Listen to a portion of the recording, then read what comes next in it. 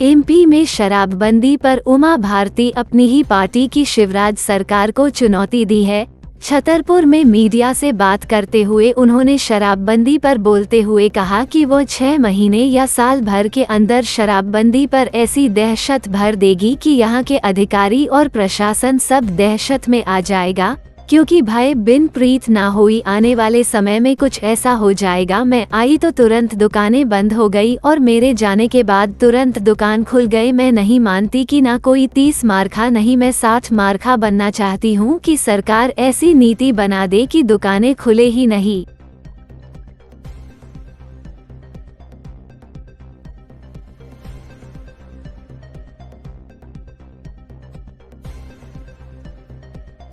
लोग हैं वो असमानता जो है वो 2 चीज़ों में है, क्योंकि भोजन तो अब सबको मिलने लगा। भूखमरी के शिकार होकर के मृत्यु की जो संख्या है वो 0 पे आ गई है, लेकिन शिक्षा और स्वास्थ्य की सेवाओं में असमानता है और वही एक असमानता का बहुत बड़ा कारण है। उसको ठीक करने के लिए सरकार को अपने संस्थानों को ठीक करना पड़ेगा, स्वास्थ्य के संस्थानों को और शिक्षा के संस्थानों को। प्राइवेट स्कूलों की होड़ में ही सरकारी स्कूलों को लाना पड़ेगा और प्राइवेट अस्पतालों की होड़ में ही सरकारी अस्पतालों को लाना पड़ेगा। जैसे ही शिक्षा और स्वास्थ्य की सेवाएं ठीक होंगी तो असमानता काफ़ी हद तक कम हो जाएगी। लास्ट सवाल है, लागू करना चाहते हैं, लेकिन जो प्रशासन और जनप्रतिनिधियों से जो सहयोग मिलना चाहिए वो उनको नहीं मिलता है, इसमें क्या कहें? आप भी बता दें।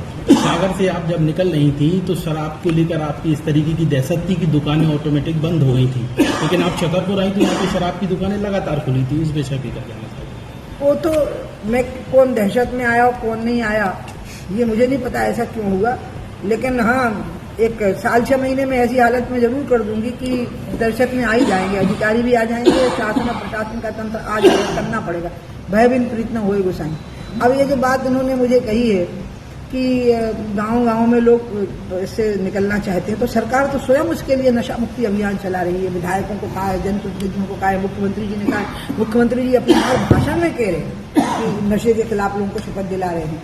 तो ऐसा नहीं है कि कोई कोऑपरेशन नहीं है। जिनको छोड़ना है उनको क्या जरूरत है कि कोई नेता उनकी मौजूदगी में उनकी गवाह हो। उनका सबसे जरूरी थी कि छोड़ने वाले को ही अपनी आत्मा गवाही दे, क्योंकि कितना बर्बाद हो रहा है उसका खुद का परिवार। मैं शराब एक ऐसी चीज देखी है जिससे पीने वाला भी जिसको छोड़ना चाहता है, खुशी से नहीं पी रहा है, वो मजबूरी में पी रहा है, उसको लत लग गई इसलिए पी रहा है। अब बाकी बात जो आपने दहशत की कही है तो अगली बार कुछ ऐसा हो जाएगा कि हाँ, लेकिन एक बात मुझे बताओ, तो मेरे आने पर पटापट सटापट बंद हो गए और मैं चली गई तो खुल गए।